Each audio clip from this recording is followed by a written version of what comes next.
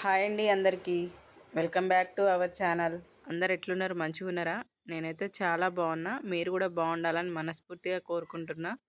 ఈరోజు వీడియోలో ఏంటంటే పైన క్రిస్పీగా లోపల మెత్తగా ఉండే ఆలూతోని స్నాక్స్ ప్రిపేర్ చేస్తున్నా.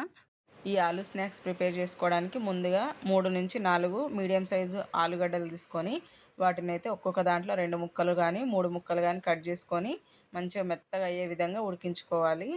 ఆలుగడ్డలు ఉడికించేటప్పుడు కొంచెం కల్లుప్పు కానీ మెత్తటుప్పు కానీ వేసుకుంటే టేస్ట్ మంచిగా ఉంటే పైన పొట్టు కూడా నీట్గా వస్తుంది.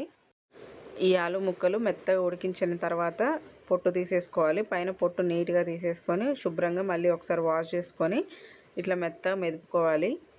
ఈ ఆలు మిశ్రమంలోకి అయితే 1 టీ స్పూన్ జీలకర్ర, 2 పచ్చిమిర్చి చిన్న చిన్న ముక్కల్లా కట్ చేసుకొని వేసుకోవాలి. అదేవిధంగా ఎండుమిర్చి పొడి 1 టీ స్పూన్ వేసుకోవాలి. తర్వాత 2 టేబుల్ స్పూన్ల కార్న్ఫ్లోర్ కూడా వేసుకొని కొంచెం కరివేపాకు చిన్న చిన్న ముక్కల్లాగా తుంపుకొని వేసుకోవాలి. టేస్ట్కి సరిపడా సాల్ట్ కూడా వేసుకొని ఇప్పుడైతే బ్రెడ్ పొడి వేస్తున్నా. ఈ పొడి అయితే మనం ఇంట్లోనే ప్రిపేర్ చేసుకోవచ్చు. నేనైతే 3 బ్రెడ్ స్లైసెస్ తీసుకొని చిన్న చిన్న ముక్కల్లాగా తుంపుకున్న తర్వాత మిక్సీ జార్లో వేసుకుంటే ఈ విధంగా పొడిలాగా వస్తుంది. ఆ పొడిని అయితే ఇందులో వేసుకొని వాటర్ కూడా ఏమీ యాడ్ చేయకోకుండా ఇట్లా మెత్తగా కలుపుకోవాలి. ఇందులో అయితే కొంచెం ఆయిల్ కూడా వేసుకుంటే మన చేతులకు కానీ ఇట్లా గిన్నెకు కానీ అంటుకోకుండా నీట్గా వస్తుంది. ఈ మిశ్రమం మొత్తం కూడా కలిపేటప్పుడు మనకు వాటర్ అయితే ఏమి పోయిన అవసరం లేదు.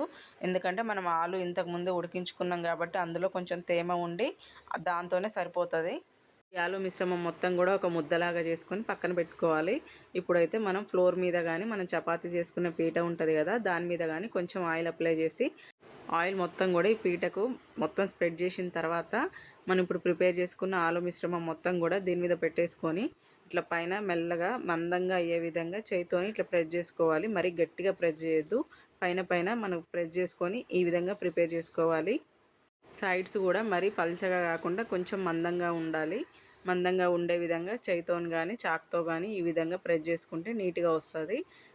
ఈ విధంగా సెట్ చేసిన ఈ ఆలు మిశ్రమం పైన కొంచెం ఆయిల్ వేసుకొని ఆయిల్ మొత్తం కూడా పైన స్ప్రెడ్ చేసుకోవాలి వీడియోలో చూపించిన విధంగా.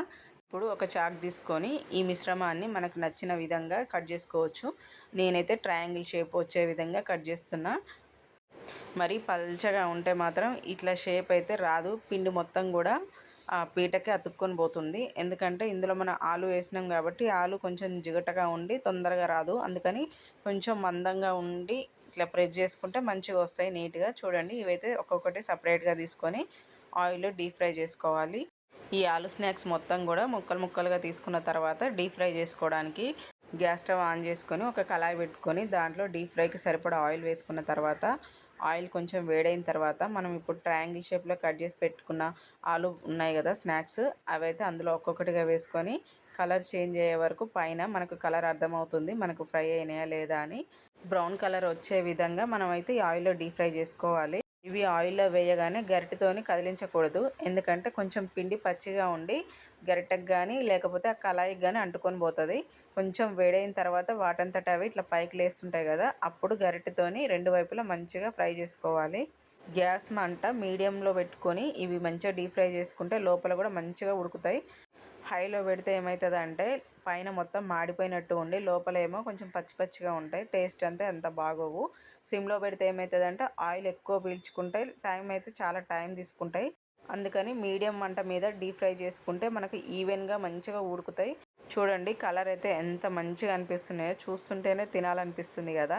అదేవిధంగా మిగతావి కూడా ఆయిల్లో ఒక్కొక్కటిగా వేసుకొని డీప్ ఫ్రై చేసుకొని తీసేసుకోవాలి. ఈ ఆలు స్నాక్స్ అయితే నేను ఇట్లా ట్రయాంగిల్ షేప్లో చేసుకున్నా కదా, ఇట్లా కట్ చేసుకోకుండా ప్రాబ్లం అయితే ఏం లేదు. మనం చిన్న చిన్న రౌండ్ బాల్స్ లాగా కూడా గులాబ్ జామ్ ఉంటుంది కదా, ఆ విధంగా కూడా చేసుకొని ఆయిల్లో డీప్ ఫ్రై చేసుకున్నా కూడా చాలా మంచిగా వస్తాయి. పైన క్రిస్పీగా లోపల సాఫ్ట్గా కొంచెం కారం కారంగా టేస్ట్ అయితే చాలా బాగుంటాయి. ఈవినింగ్ టీ టైం స్నాక్స్ అయితే ఇంకా అదిరిపోతాయి. కొంచెం కారం కారంగా తినే వాళ్ళకైతే ఇట్లా ఆలుతోని స్నాక్స్ చేసుకోండి, చాలా బాగుంటాయి. చూడండి, పైన క్రిస్పీగా లోపల సాఫ్ట్గా ఎంత మంచిగా వచ్చినాయో. మీకు ఈ వీడియో నచ్చితే తప్పకుండా లైక్ చేయండి, షేర్ చేయండి, సబ్స్క్రైబ్ చేయండి, నా ఛానల్ని సపోర్ట్ చేయండి. Thank you.